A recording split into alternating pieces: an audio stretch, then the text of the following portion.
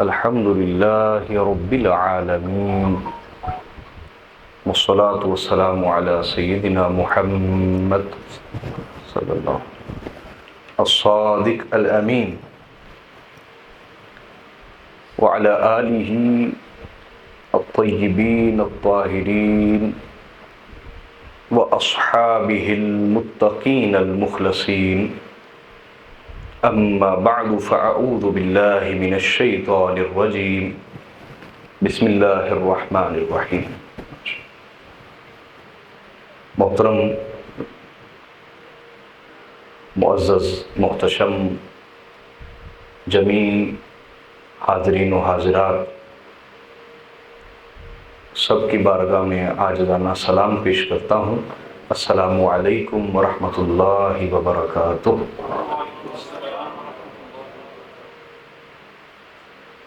اللہ رب العزت کا شکر ادا کرتے ہیں جس کی عظیم توفیق کے ساتھ ہم آج کی اس خوبصورت محفل میلاد مصطفیٰ صلی اللہ علیہ وسلم میں حاضر ہیں. ہمارے ہاں فرقہ پرستی نے ہمیں جہاں بہت سا نقصان پہنچایا ہے، وہاں ایک نقصان یہ بھی ہوا ہے کہ ہم ہر معاملے میں فرقہ پرستی کے عادی سے ہو گئے ہیں. کیوں جی، ٹھیک کہہ رہا ہوں یا نہیں؟ یہی وجہ ہے کہ ہم نے پیغمبر امن حضرت محمد مصطفیٰ صلی اللہ علیہ وسلم آپ کی آمد کے موقع پر محفلوں کو بانٹ لیا ہے. کہیں محفل میلاد النبی ہوتی ہے، کہیں محفل سیرت النبی ہوتی ہے. محفل سیرت النبی میں حضور کا پیغام سمجھایا جاتا ہے. محفل سیرت النبی میں پیغام مصطفیٰ سمجھایا جاتا ہے، جبکہ محفل میلاد النبی میں مقام مصطفیٰ سمجھایا جاتا ہے. اور یہ بات تو واضح ہے کہ جب تک کسی ہستی کا مقام ذہن میں واضح نہ ہو، اس کے پیغام کو بھی انسان اہمیت نہیں دیتا. پھر آپ ایک ادارے میں بیٹھے ہیں، اس چیز کو بخوبی سمجھتے ہیں. تو ہونا یہ چاہیے کہ ہماری کوئی بھی محفل ہو، وہ محفل میلاد النبی بھی بن جائے اور محفل سیرت النبی بھی بن جائے، اور وہی محفل مکمل محفل ہوگی. یہ میں نے ایک خصوصی پیغام اپنا ڈیلیور کر کے اب جو مجھے موضوع ملا انشاءاللہ میں اسی پہ ہی گفتگو کروں گا. آج کا موضوع ہے جو مجھے دیا گیا، سیرت رسول کی روشنی میں ملازمت کے اصول. سیرت رسول کی روشنی میں ملازمت کے اصول. تو پہلی چیز تو یہ سمجھیے کہ یہ سیرت ہے کس کی. سیرت بولیے، ہے کس کی؟ اگر یہی چیز آپ کے ذہن میں نہ ہوئی، اگر اس سیرت والے کی شان ہی ذہن میں متعین نہ ہو، تو پھر اس کی سیرت کی اہمیت طبیعت میں، دل میں کیا آئے گی کہ جو انسان کو جھکا دے. میں ٹھیک کہہ رہا ہوں یا نہیں کہہ رہا؟ بولیے. ہاں. تو اس ہستی کی شان یہ ہے، اس ہستی کی عظمت یہ ہے. میں ایک لاجیکل اور عقلی جو چیز ہے، جو عقل کو اپیل کرتی ہے، وہ آیت پیش کرنے لگا ہوں. اللہ رب العزت نے ارشاد فرمایا، وَإِنَّكَ لَعَلَىٰ خُلُقٍ عَظِيمٍ، کیا میرے رسول بے شک جتنے بھی عظیم اخلاق ہیں آپ ان سب پر فائز ہیں. آپ ان سب پر بولیے. آج ہمارا پڑھا لکھا طبقہ بڑے بڑے اورینٹلسٹ مستشرقین کو پڑھتا ہے، بڑے بڑے انٹلیکچوئلس کو پڑھتا ہے، دانشوروں کو پڑھتا ہے، جن کے اخلاق دنیا میں معروف ہوئے ان کو پڑھتا ہے، جن کی دنائی دنیا میں معروف ہوئی، مشہور ہوئی، ان کو پڑھتا ہے. تو حاضرین، اس میں کوئی شک نہیں کہ کوئی بھی انسان کتنا عظیم ہے وہ اپنے کردار، اپنے رویوں، اپنے اخلاق سے ہی جانا جاتا ہے۔ کسی شخص کے پاس کتنی ڈگریاں ہیں، اگر اس کا اخلاق اچھا نہیں، کردار اچھا نہیں، آپ اس کو عزت دینے کو تیار نہیں ہوں گے۔ میں ٹھیک کہہ رہا ہوں یا نہیں کہہ رہا؟ تو دنیا بھر میں عزت، عظمت، شان، مقام ہم اسی کو دیتے ہیں جس کے کردار سے متاثر ہوتے ہیں، جس کے اخلاق اچھے ہوتے ہیں۔ تو میں اس رسول کی سیرت پیش کرنے لگا ہوں کہ جن کے بارے خود عظمت والا خدا کہتا ہے کہ جتنے بھی کائنات میں اچھے اخلاق ہیں، عظیم اخلاق ہیں، اچھے رویے ہیں، وہ سب کے سب اچھے رویے اگر جمع کر لیے جائیں تو میرے مصطفیٰ ان سب پر فائز ہے، ان سب پر بولیے فائز ہے۔ میری بات اب سمجھے کہ نہیں سمجھے؟ تو یہ اس رسول کی سیرت ہے، اس رسول کی سیرت ہے کہ جس نے دنیا کائناتی کو اور دنیا انسانی کو اخلاق نہ صرف سکھائے ہیں بلکہ اپنے کردار سے خود پہنچائے ہیں۔ یہ بات سمجھے کہ نہیں؟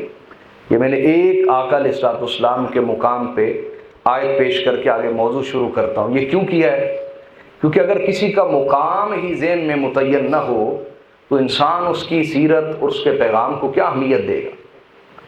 ہاں ویسے تو ہم سارے مسلمان ہی بیٹھے ہیں، لیکن غور کرنا چاہیے کہ ہم اپنی زندگی میں متاثر کس سے ہیں، ہم اپنی زندگی میں کس سے متاثر ہیں، یہ غور کرنا چاہیے۔ کیا ہم اپنے رسول سے متاثر ہیں؟ یہ بہت بڑا کوشچن ہے جو اپنے ضمیر سے کرنا چاہیے۔ کیا ہم اپنے رسول سے متاثر ہیں؟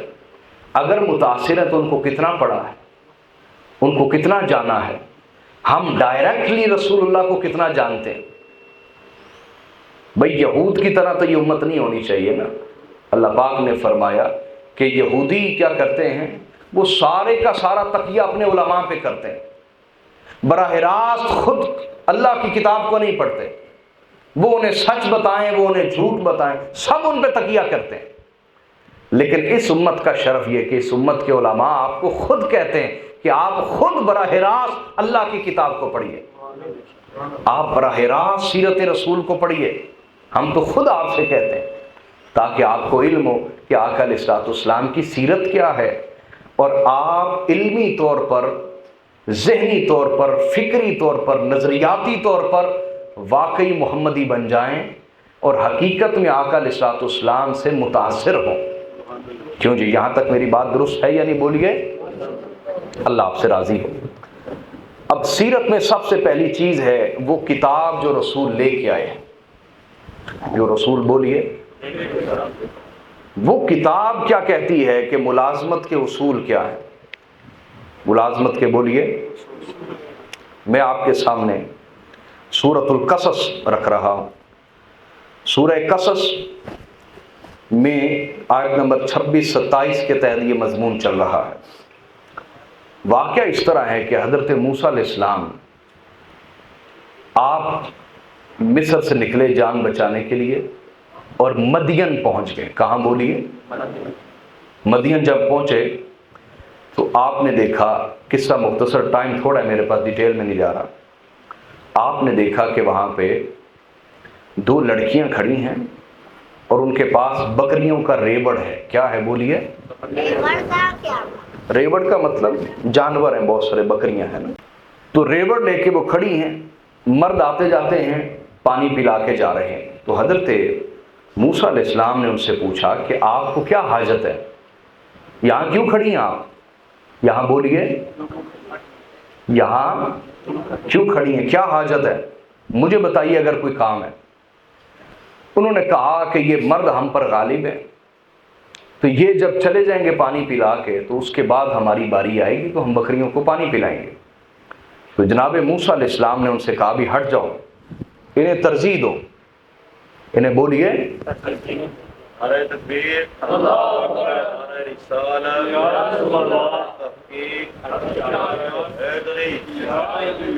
یہ اب ساتھ ساتھ نقطے بھی آ رہے ہیں قرآن مجید کے۔ اس سے یہ بھی ثابت ہوا کہ اگر کوئی خاتون اس حالت میں کھڑی ہو تو اس سے پوچھنا اچھے اخلاق ہیں کہ آپ کو کیا حاجت ہے، بتائیے۔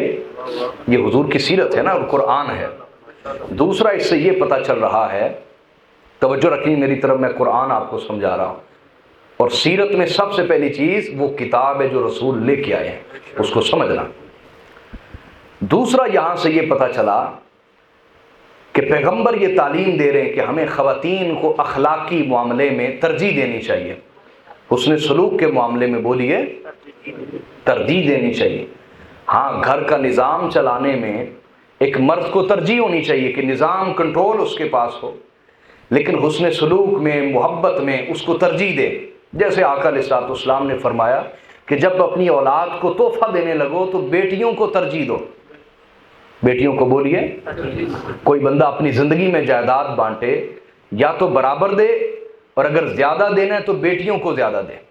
زندگی میں بانٹے گا تو اس پہ وراثت کا قانون لگے گا، زندگی میں بیٹیوں کو زیادہ دے سکتا ہے، بیٹوں کو نہیں، ورنہ برابر دے۔ تو حضرت موسیٰ علیہ السلام نے پوچھا کہ یہ وجہ ہے، انہوں نے کہا جی پیچھے ہٹ دو۔ اب میں تفصیل میں چلا گیا تو پھر موضوع رہ جائے گا، اب موضوع کے اوپر رہنا چاہ رہا ہوں۔ موسیٰ علیہ السلام آگے بڑھے، ان کی بکریوں کو پانی پلا دیا، اب وہ چلی گئی۔ اب جب وقت سے پہلے گھر گئیں تو وہ دونوں لڑکیاں تھیں حضرت شعیب علیہ السلام کی صاحبزادیاں، حضرت انہوں نے جا کے ذکر کیا۔ ہاں وہ بعد والی روایت ہے، میں سناتا ہوں آپ کو۔ تو حضرت شعیب علیہ السلام نے کہا کہ آج جلدی کیوں آ گئی؟ کہا اسی طرح ایک مرد ملا تھا، اس نے ہماری مدد کی، تو آپ نے اپنی ایک بیٹی کو بھیجا کہ جاؤ انہیں بلا کے لاؤ، ہم نبی ہیں، ہم کسی کی نیکی ادھار نہیں رکھتے، کسی کا احسان ادھار رکھتے، یہ عظیم لوگوں کے اخلاق ہے۔ یہاں ایسے بھی لوگ ہیں جن پر آپ زندگی بھر احسان کرتے ہیں، جب آپ کی پشت میں کوئی چھرا کھونپتا ہے، پیچھے مڑ کے دیکھتے ہیں تو وہی شخص ہوتا ہے۔ ایسا ہی ہے نا، حضرت مولا علی المرتضیٰ نے فرمایا جس کے ساتھ نیکی کرو اس کے شر سے بھی بچو۔ متنبی ایک عرب شاعر ہوا ہے بہت بڑا، اس نے کہا ان احسنت الکریم ملکتہ وان احسنت اللئیم تمردا، اگر تو نے کسی خاندانی آدمی کے ساتھ احسان کیا وہ تیرا غلام بن کے رہے گا، اور اگر تو نے کسی کمینے کے ساتھ احسان کر دیا وہ تیرا خفیہ دشمن بن جائے گا، اور یہ کڑوی حقیقت ہے کائنات کی۔ تو حاضرین، شعیب علیہ السلام نے بلایا حضرت موسیٰ علیہ السلام کو۔ اب وہ بیٹی گئی، اس نے کہا کہ میرے والد آپ کو بلا رہے ہیں۔ حضرت موسیٰ علیہ السلام نے فرمایا چلیے۔ اب جب چلے تو ہوا کی وجہ سے حضرت موسیٰ علیہ السلام کی نظر پڑی کہ ان کا دوپٹہ بار بار ہل رہا ہے، ہٹ رہا ہے بدن سے۔ تو جناب موسیٰ علیہ السلام نے کہا رکیے، مجھے آگے چلنے دیں، مجھے بولیے، اور آپ میرے پیچھے چلیں، اور جہاں سے دائیں بائیں مڑنا ہو تو کنکری پھینک دیں، زیادہ بات بھی نہ کریں، کیونکہ ہم دونوں غیر محرم ہیں، تو رستے میں باتیں کرتے جانا بھی وہ اچھا عمل نہیں ہے۔ تو کچھ کنکر اٹھا لیں، جدھر سے لیفٹ رائٹ ہونا ہو تو مجھے کنکر پھینک کے آپ نے اشارہ دے دینا ہے۔ یہ غور کرتے جائیں قرآن اور سیرت رسول آپ کو کیا سمجھا رہی ہے۔ زندگی میں کبھی کوئی ایسا موقع ہو، سب سے قیمتی چیز ایک مومن کے لیے پاک دامنی ہے، چاہے وہ مرد ہے چاہے وہ عورت ہے۔ آج جو پاک دامن ہے اس کا مذاق اڑایا جاتا ہے، جس کی نظر میں حیا ہے، عورت ہو یا مرد، اس کا مذاق اڑایا جاتا ہے۔ لیکن گھبرانے کی بات نہیں، یہ کوئی مذاق نیا نہیں اڑایا جا رہا۔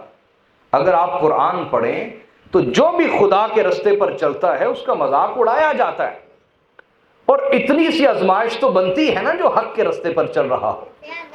اتنی آزمائش بھی اگر کسی انسان کی نہ ہو حق کے رستے پر چلتے ہوئے، تو پھر حق کے رستے پر چلنا اور خدا کے رستے پر چلنا، وہ چلنا کہلا ہی نہیں سکتا، کیونکہ شیطان نے کہا تھا جو تیرے رستے پر چلے گا میں اسے رستے میں ملوں گا، شیطان نے کہا تھا کہ نہیں؟ تو بھائی جو بھی نیکی کے رستے پر چلتا ہے اسے مشکل کا سامنا کرنا پڑتا ہے، شیطان اس کے رستے میں ضرور آتا ہے، یہ اس نے وعدہ کیا ہوا ہے خدا سے۔ میری بات سمجھ آ رہی پیشوں کو بھی؟ سلامت رہیے۔ اب حضرت موسیٰ علیہ السلام وہاں پہنچے، اس نے کہا یا ابت استأجرہ. ہوا یوں، موسیٰ علیہ السلام وہاں گئے، ساری ردات سنائی اپنی. انہوں نے کہا گھبرانے کی بات نہیں، نجوت من القوم الظالمین، تو ظالم قوم سے ڈر کے بھاگا ہے، اللہ نے تجھے ظالم قوم سے نجات دے دی ہے، اب گھبرانے کی کوئی بات نہیں، امن والی جگہ آپ موجود ہیں. اب ان میں سے ایک بیٹی کہنے لگی یا ابت استأجرہ، اے ابا جان اسے اپنے ہاں جاب پہ رکھ لیں، نوکری پہ رکھ لیں، اس مرد کو اپنے ہاں جاب پہ رکھ لیں، نوکری پہ رکھ لیں. اب ایک جوان لڑکی کسی جوان لڑکے کے بارے یہ کہ ابا جان اسے گھر پہ رکھ لیں، تو باپ سوال تو کرے گا نا کہ اس کی وجہ کیا ہے. سمجھ آ رہی ہے بات یا نہیں آ رہی؟ اس کو سمجھیے، معاشرتی طور پہ سمجھیے، سوشلی اس کو سمجھیے. ایک لڑکی کہہ رہی ہے ابا جان آپ اسے گھر پہ اپنے ہاں ملازم رکھ لیں، جاب پہ رکھ لیں. انہوں نے پوچھا کیوں؟ کہا ان خیر من استاجرت القوی الامین، کہا آپ جس کو بھی اپنی خدمت پہ رکھیں گے یہ ان میں سے سب سے بہتر ہے، یہ ان میں سے. کہا وہ کیسے؟ کہا ہم نے ان کے اندر دو چیزیں پائی ہیں. کتنی چیزیں بولیے؟ پہلی یہ القوی کہ یہ بہت قوت والا ہے، بہت زیادہ. جب پانی پلانے لگے تھے نا، میں تفصیل میں اب نہیں جا رہا، میری مجبوری ہے، مجھے ٹائم بھی آپ نے تھوڑا دیا ہے نا، ڈیٹیل کے ساتھ بات کریں، 1.5-2 گھنٹے کا لیکچر یہ. ہوا یوں کہ جب آپ پانی پلانے لگے تو اس کے اوپر ایک پتھر تھا کنویں کے اوپر، جس کو 10 افراد مل کے اٹھاتے تھے. کتنے؟ موسیٰ علیہ السلام نے اکیلے ہی اٹھا کے نیچے زمین پر رکھ دیا. کہا کہ یہ طاقتور ہیں، قوی ہیں، قوت والے ہیں، یہ ان کی پہلی خوبی ہے، ان کی بولیے. اور دوسری کا الامین، یہ بہت امانت دار ہے، بہت زیادہ بولیے. پوچھا وہ کیسے امانت دار؟ کہا یہ میرے ساتھ چل رہے تھے تو میرا دوپٹہ ہٹا تو انہوں نے کہا کہ آپ پیچھے چلے میں آگے چلتا ہوں. جو کسی کی بہن بیٹی ماں کی اس جگہ بھی حفاظت کرے جس جگہ کوئی دیکھنے والا نہیں سوائے خدا کے، اس سے بڑا امانت دار کون ہو سکتا ہے؟ اور پھر جس کی نظر میں بھی امانت داری ہے، جس کی بولیے، جس کی نظر خیانت نہ کرے وہ اور معاملات میں خیانت کیسے کر سکتا ہے؟ حاضرین، امانت داری کا دعویٰ تو بڑوں کو ہوتا ہے، لیکن اپنے ضمیر کی عدالت میں جا کے پوچھنا چاہیے کیا میں نظر کی خیانت سے بھی بچتا ہوں یا نہیں بچتا؟ نظر کی خیانت کا مرتکب جو بھی ہوتا ہے وہ پھر بڑی بڑی خیانتوں کا مرتکب ہو جاتا ہے. نظر کی حفاظت اور نظر میں امانت داری رکھنا یہ ایمان کا سب سے پہلا امتحان ہے. نظر بہکی تو دل بہک گیا، اور دل بہک گیا تو انسان خود بہک گیا. کیوں جی، میں نے ٹھیک کہا یا نہیں کہا؟ بولیے. تو اس سے پتہ کیا چلا کہ ملازمت کے سب سے پہلے 2 اصول ہیں. سب سے پہلے بولیے، پہلا کیا؟ القوی. قوی کا معنی طاقتور ہونا بھی ہے، اور قوی کا معنی یہاں صاحب لیاقت ہونا بھی ہے، یعنی انسان اس عہدے کے لائق ہو. اس عہدے کے بولیے. ملازمت کا پہلا اصول یہ کہ انسان اس عہدے کے پورے لائق ہو. اگر اس کے لائق نہیں اور اس عہدے پہ بیٹھ گیا تو بربادی آئے گی. صحیح بخاری کی حدیث ہے، آقا علیہ الصلوۃ والسلام سے پوچھا گیا یا رسول اللہ قیامت کب آئے گی؟ حضور نے فرمایا اللہ کو علم. کہا آقا کوئی علامت بتا دیں. بولیے کیا کہا گیا؟ بولیے نا یار، پڑھے لکھے لوگ ماشاءاللہ بیٹھے ہیں تو سیکھنے کے لیے آپ کو بھی کوپریٹ کرنا پڑے گا نا. کیا عرض کی کہ حضور کوئی علامت بتا دیں. میرے آقا نے فرمایا اذا وسد الامر الى غیر اہلہ فانتظر الساعہ. فرمایا کہ جب عہدے نہ اہل لوگوں کو دے دیے جائیں تو پھر قیامت کا انتظار کرنا شروع کر دینا. عہدے ان لوگوں کے پاس ہوں جو ان عہدوں کے لائق نہ ہوں، نہ اہل ہوں. تو ملازمت کا پہلا اصول یہی ہے. ملازم چاہے وہ 4تھے گریڈ کا ہے، چاہے 20ویں گریڈ کا ہے، چاہے وہ وزیر اعظم ہے وہ بھی ملازم ہے، صدر ہے وہ بھی ملازم ہے، چیف آف آرمی سٹاف ہے وہ بھی ملازم ہے. دیکھنا چاہیے کہ ہم اس عہدے کے لائق بھی ہیں یا نہیں ہیں. یہ پہلا اصول. دوسرا الامین، دوسرا اصول کیا ہے؟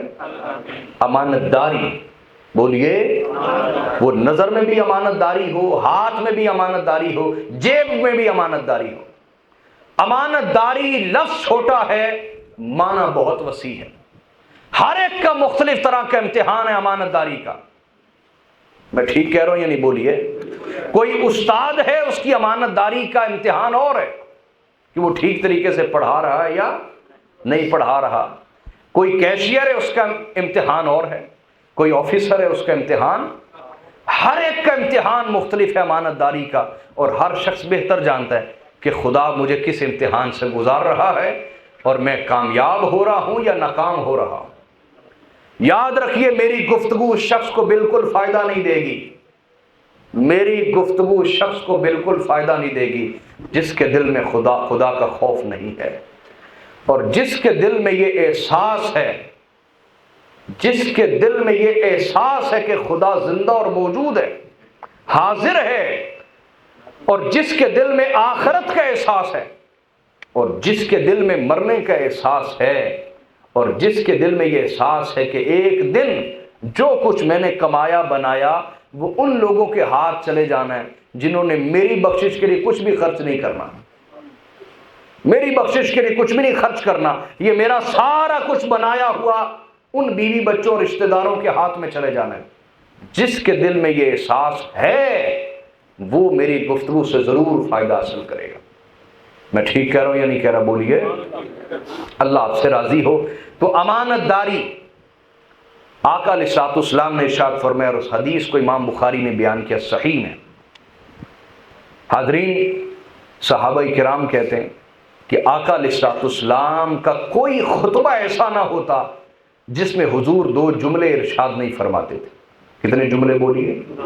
بولیے نا یار. پہلا جملہ، اپنے ہر خطاب میں چاہے وہ جس موضوع پہ کیوں نہ ہوتا، یہ جملہ ضرور ارشاد فرماتے.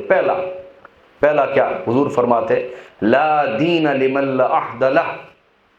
اس شخص کے اندر کوئی دین نہیں ہے جو وعدہ کر کے پورا نہ کرے.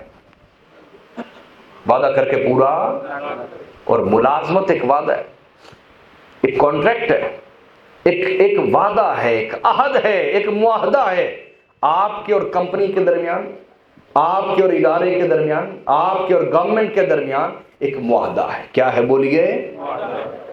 جو بھی اس میں لکھا گیا، جس پہ آپ نے سائن کیے، وہ ہمیں پڑھتے رہنا چاہیے. پڑھتے رہنا چاہیے کہ میں کیا معاہدہ کر کے سیٹ کے اوپر بیٹھا ہوں، اور اپنی زمین کی عدالت میں خود کو پیش کرتا رہے اس سے پہلے کہ اللہ کی بڑی عدالت لگے. تو آقا علیہ السلام پہلی بات یہ ارشاد فرماتے تھے کہ اس بندے میں کوئی دین، بولیے نا، چاہے وہ حرام کے پیسے سے محفل کرائے، چاہے وہ حرام کے پیسے سے محفل میلاد کرائے، یا حج کرنے چلے جائے، یا عمرہ کرنے چلے جائے، میرے آقا نے فرمایا اس شخص کے دل میں دین نام کی کوئی چیز نہیں جس بندے میں وعدہ کر کے اس کو پورا کرنا نہ ہو. اور دوسرا ارشاد فرمایا لا ایمان لمن لا امانت لہ. اس شخص کے اندر کوئی ایمان نہیں ہے، اس شخص میں کوئی ایمان نہیں ہے جس شخص کے اندر امانت داری نہیں ہے. جس کے اندر امانت داری نہیں، اس میں کوئی ایمان. اور جس شخص میں وعدے کی پابندی نہیں، اس شخص میں کوئی دین نہیں ہے. یہ امانت داری. دوسرا اصول، بلکہ تیسرا اصول جو قرآن مجید سے ہمیں ملتا ہے، وہ کیا؟ حضرت یوسف علیہ السلام کھڑے ہیں فرعون مصر کے دربار میں. آپ کو عزت کے ساتھ لایا گیا ہے، لمبا واقعہ ہے، اشارہ دے رہا ہو. لایا گیا اور آپ نے بیان کر دیا حضرت یوسف علیہ السلام نے کہ قحط آنے والا ہے. بولیے کیا؟ ایک قحط آنے والا ہے. قحط کہتے ہیں کہ بارش نہ ہو. پرانے دور میں چونکہ یہ ایک سورس تھا تو بارش نہ ہو اور ہر طرف جو غلہ ہے وہ ختم ہو جائے، قحط. تو حضرت یوسف علیہ السلام نے پیشن گوئی کر دی کہ قحط آنے والا ہے. انہوں نے کہا کہ کیسے بچنا ہے، آپ نے حل بھی بتا دیا. اب انہوں نے کہا کہ اس عظیم منصب کے لیے تو ہمارے پاس کوئی بندہ ہی نہیں ہے، کیا کریں؟ تو جناب یوسف علیہ السلام نے کہا قال اجعلنی علی خزائن الارض یوسف علیہ السلام نے فرمایا تم مجھے وزیر خزانہ بنا دو. بولیے مجھے انی حفیظ علیم، بے شک میں اپنے عہدے کی خوب حفاظت بھی کرنے والا ہوں اور اپنے شعبے کے بارے میں خوب علم بھی رکھنے والا ہوں. اب یہاں تین باتیں پتہ چلی. کتنی؟ کہ اگر کوئی عہدہ ایسا ہو جس کے واقعی آپ لائق ہوں تو مانگ لینے، طلب کر لینے میں کوئی حرج کی بات، لیکن شرط یہ کہ آپ اس عہدے کے لائق ہوں اور اس عہدے پہ بیٹھ کے خدمت کرنا چاہتے ہیں انسانیت کی، خدا کے بندوں کی، تو پھر اس عہدے کو طلب کر لینا یا مانگ لینا اس میں کوئی شرعی قباحت، بولے تو صحیح یار، نہیں ہے. یہ قرآن سمجھا رہا ہوں، ڈائریکٹ آپ کو قرآن سمجھا رہا ہوں میں. آقا علیہ الصلوۃ والسلام نے فرمایا، سنیں میری طرف توجہ کریں. حضور نے ارشاد فرمایا اے ابو ذر، اگر تو قرآن کی ایک آیت سمجھ لے تو یہ تیرے لیے 100 نوافل پڑھنے سے بہتر ہے. 100 نوافل پڑھنے سے. اس کا مطلب کیا ہے کہ بھائی ہر رکعت میں کم از کم 7 آیتیں آپ سورہ فاتحہ کی پڑھتے ہیں، 3 آیتیں مزید ملاتے ہیں، ایسا ہی ہے نا، 10 ہو گئی. تسبیحات کی شان عظمت علیحدہ، تکبیرات کی، تمجیدات کی، التحیات کی وہ علیحدہ. صرف 10 آیات منیمم کم از کم آپ پڑھتے ہر رکعت میں. اب 10 کو 100 سے ضرب دیں، کتنے ہو گئے؟ یہ تو اکاؤنٹس کا محکمہ ہے، یہاں بھی ریاضی کمزور ہے یار، بولیے نا. 1000 کتنے ہو گئے؟ تو آقا علیہ الصلوۃ والسلام سمجھانا یہ چاہ رہے ہیں کہ قرآن مجید کی 1000 آیتیں بے سمجھے پڑھنے سے بہتر ہے ایک آیت سمجھ کے پڑھو. اور میں آپ کو کئی آیات سمجھاتے چلا جا رہا ہوں اپنی گفتگو کے اندر، لہٰذا اس کو معمولی نہ سمجھیے، میری طرف توجہ رکھیے.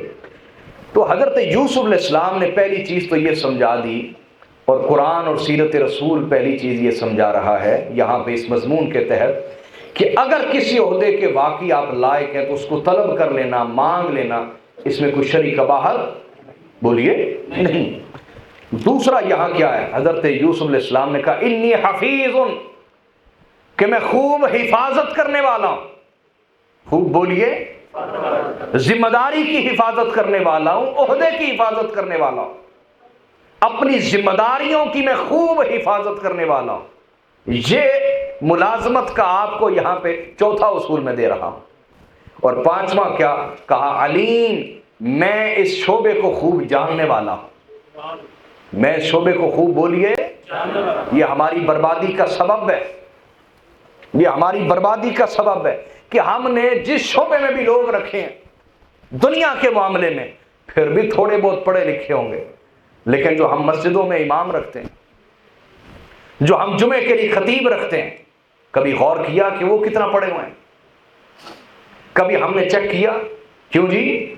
وجہ کیا ہے؟ وجہ یہ ہے ہم یہ کہتے ہیں کہ کوئی جاہل امام خطیب ہوگا تو وہ تھوڑے سے وظیفے پر راضی ہو جائے گا. اللہ یاذ باللہ، آپ اپنی تھوڑی سی دنیا بچانے کے لیے خود کو بھی جاہل رکھتے ہیں، اپنی نسلوں کو بھی جاہل رکھتے ہیں. میں ٹھیک کہہ رہا ہوں یا غلط کہہ رہا ہوں؟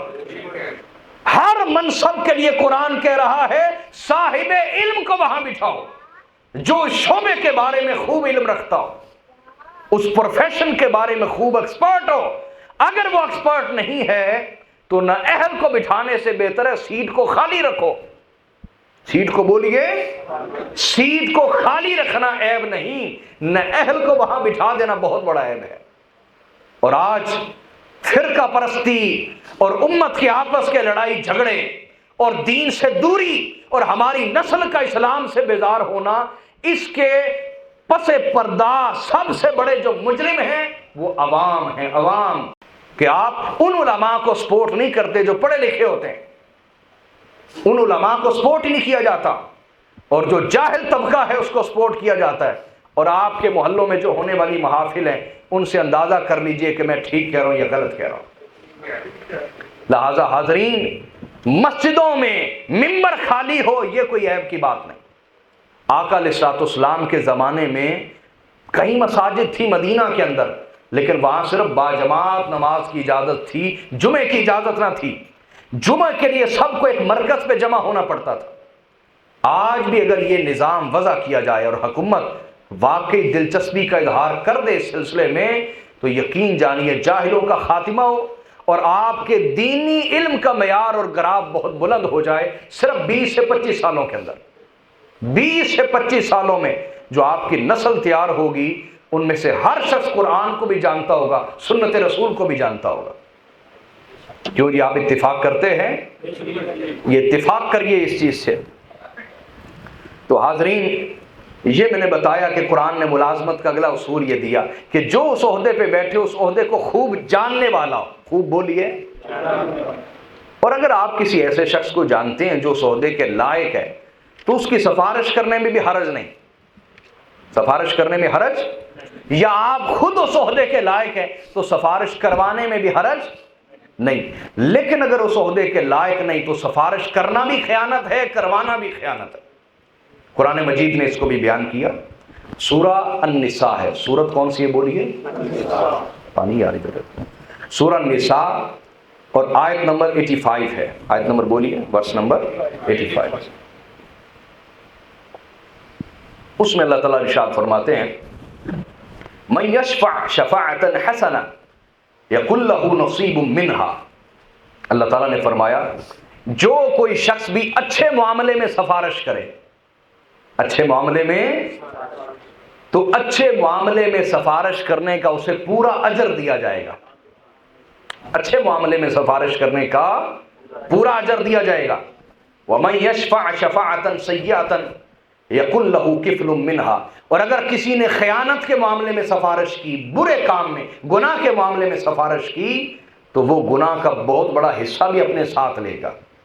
یہ آپ نے غور کیا کہ قرآن مجید نے ملازمت کا یہ اصول دیا. کئی معاملات میں سفارش کرنی پڑ جاتی ہے یا لینی پڑ جاتی ہے, تو اگر وہ خیر کا معاملہ ہے تو پھر سفارش لینے میں, کرنے میں, دینے میں کوئی حرج, بلکہ اس پہ اجر ملے گا. کیا ملے گا؟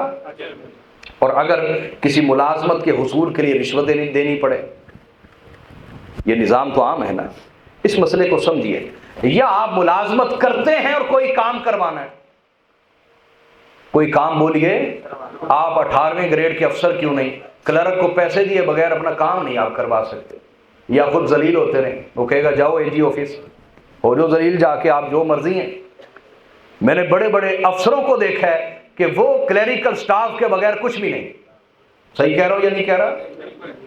ان کو پیسے افسروں کو دینے پڑتے, بے بس ہوتے ہیں ان کے آگے. سن لیجئے, رشوت کی 3 قسمیں. کتنی بولیے؟ رشوت کی کتنی قسمیں؟ پہلی یہ کہ کام ہے جائز, کام ہے ہو نہیں رہا رشوت کے بغیر. اس صورت میں اگر آپ رشوت دیتے ہیں تو گناہ آپ پہ نہیں ہے, لینے والے پہ گناہ ہے, وہ اس کے لیے حرام ہے. اس کے لیے بولیے حرام ہے, یاد رکھیں. دوسری صورت یہ کہ کام ایسا ہے کہ اگر آپ اس معاملے میں رشوت نہیں دے رہے تو ذلیل ہو جائیں گے, آپ کی عزت خطرے میں, آپ کی جان خطرے میں, کسی دوست کی, بھائی کی جان خطرے میں یا عزت خطرے میں. جیسے ہمارے تھانے کچہری کا نظام بن چکا ہے, اللہ پناہ عطا فرمائے, کسی دشمن کو بھی نہ خدا لے کے جائے. تو رشوت کے بغیر آپ جان نہیں چھڑا سکتے, چاہے آپ پر الزام لگے, کسی نے جھوٹی FIR کٹوا دی. ایسی صورت میں کہ آپ کی عزت خطرے میں ہے, جان خطرے میں, یا کسی دوست کی عزت جان خطرے میں, ایسی صورت میں رشوت دے کے جان چھڑا لینے پر آپ کو اجر بھی خدا تعالیٰ دے گا کہ آپ نے کسی کی عزت بچا دی. لیکن لینے والے کے لیے پھر حرام ہے, دوزخ کا انگارہ ہے. لینے والے کے لیے کسی صورت حلال, لیکن دینے والا بدلتا جائے گا صورتحال کے بدلنے سے, سچویشنز کے بدلنے سے احکام بدلتے چلے جائیں گے. یہ بات سمجھ آئی یہاں تک؟ بولیے. تیسری صورت یہ کہ کام ہے ناجائز. کام کیا ہے؟ ناجائز کام ہے, آپ اس کے لائق ہی نہیں.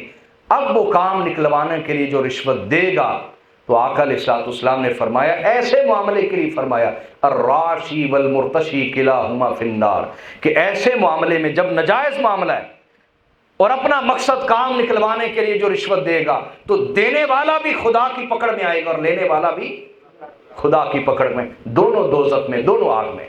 یہ تینوں صورتیں آپ کو سمجھ آئی ہیں؟ مجھے امید ہے آپ کا بڑا مسئلہ حل ہوا ہوگا. کیوں جی ایسا ہی ہے؟ اللہ آپ سے راضی ہو. تو یہ میں نے آپ کو بتایا کہ ملازمت کے احکام, حضور کی لائی ہوئی کتاب میں بتائے ہیں۔ آقا علیہ الصلوۃ والسلام براہ راست خود بھی حضور نے جاب کی ہے۔ رسول اللہ نے بولی ہے، ہاں میں بتاتا ہوں، جی میں آپ کو بتاتا ہوں شاہ جی۔ صحیح بخاری کی حدیث، اور حدیث نمبر ہے 2262۔ حدیث نمبر کیا ہے بولیے؟ بخاری شریف۔ میرا ایم فل کا مقالہ بخاری شریف پہ اور پی ایچ ڈی کا قرآن مجید کی بلاغت پہ، الحمدللہ۔ تو بخاری شریف پہ میرا ایم فل کا مقالہ ہے۔ بخاری شریف میں حدیث نمبر 2262۔ کیا؟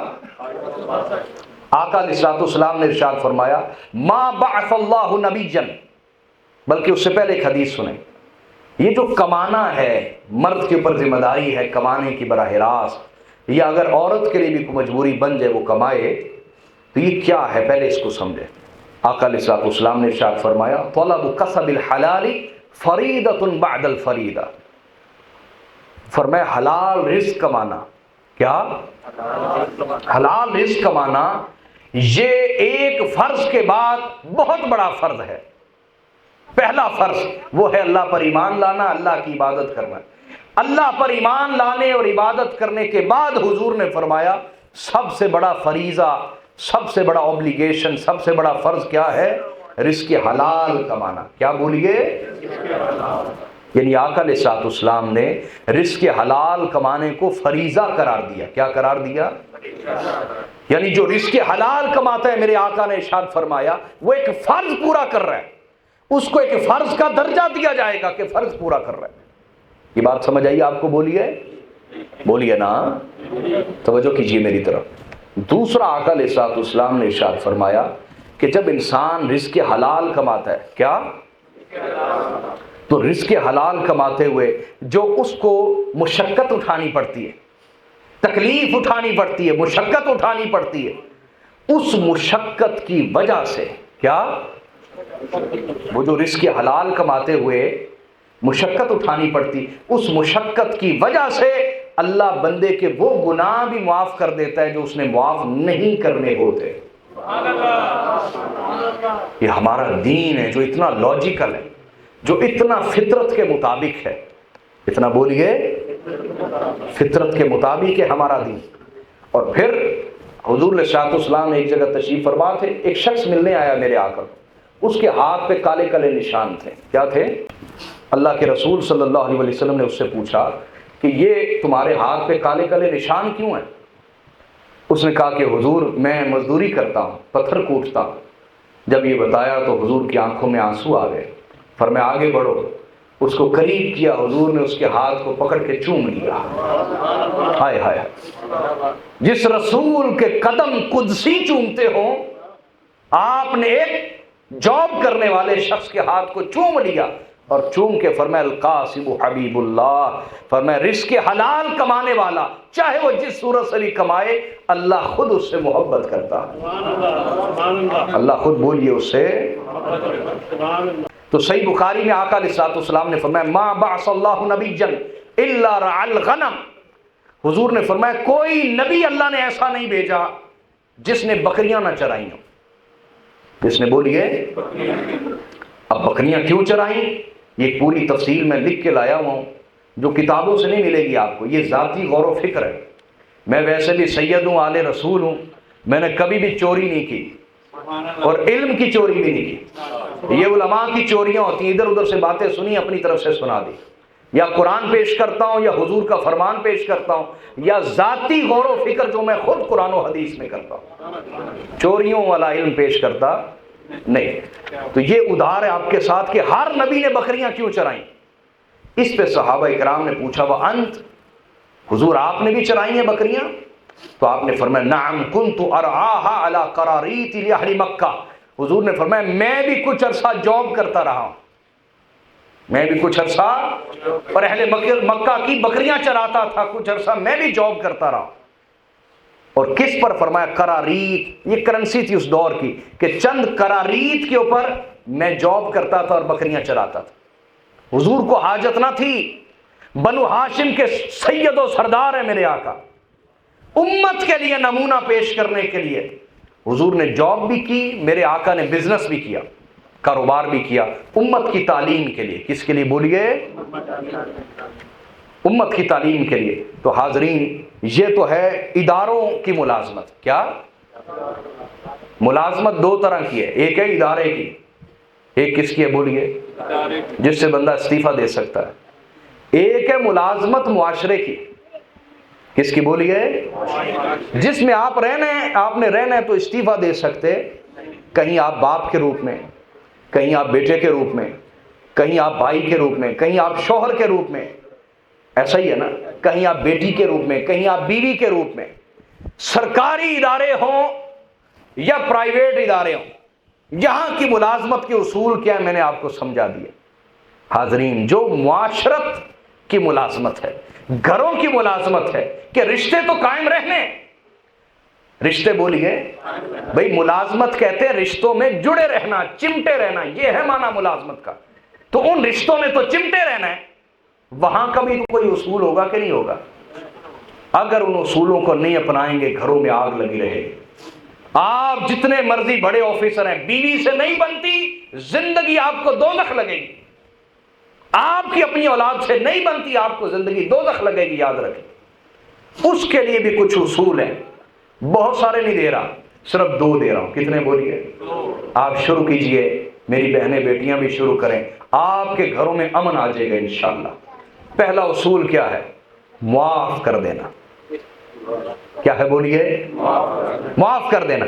اور معاف کرنا, معافی مانگنے پر, یہ چھوٹے لوگوں کا طریقہ ہے. بڑا پن یہ بغیر معافی مانگے معاف کر دینا. یہ میرے نبی کا بہت بڑا کردار ہے, معاف کر دینا. کیا گھروں میں قائم کیجئے, رشتوں میں قائم کیجئے. ورنہ میں بھی انسان ہوں, آپ بھی انسان ہیں. کبھی میں آپ کی حق تلفی کر بیٹھوں گا, کبھی آپ کر بیٹھیں. معاف کرنا سیکھیے. کیا؟ اور یہ میرے نبی کی وہ سیرت ہے جس کا اعتراف اپنوں نے تو کیا ہی, غیروں نے بھی کیا. میں آپ کو ایک کوٹیشن سنانا چاہوں گا. ایک امریکہ کے ایک محقق ہیں آج سے 200 سال پہلے, اور ان کا نام ہے واشنگٹن ارونگ. کیا نام ہے؟ بڑے اچھے مصنف ہیں, انگلش لٹریچر سے اگر آپ واقف ہیں شاید آپ نے انہیں کبھی پڑھا ہو. انہوں نے یہ بات لکھی اپنی کتاب میں. انہوں نے کسی عقیدت کی وجہ سے نہیں لکھی ہوگی, اورینٹلسٹ ہیں, اور یہ جتنی کتابیں پڑھتے ہیں معذرت کے ساتھ سچ یہی ہے, آپ کی 1000 مسجدوں کے امام مسجد بھی اتنی کتابیں نہیں پڑھتے. بہت پڑھتے, کتابی کیڑے ہوتے ہیں. اس نے یہ بات حقیقت کی بنیاد پہ لکھی ہے, عقیدت کی بنیاد پہ نہیں. توجہ ہے آپ کی یار؟ اس نے کیا کہا؟